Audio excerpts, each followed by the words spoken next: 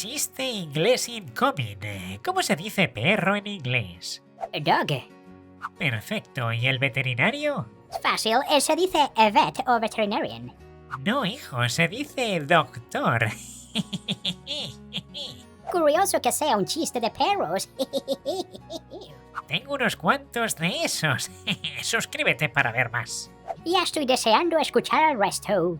Retomas la racha con un redondo 8. ¿Y tú qué nota le pondrías? Comenta, suscríbete y todas esas cositas.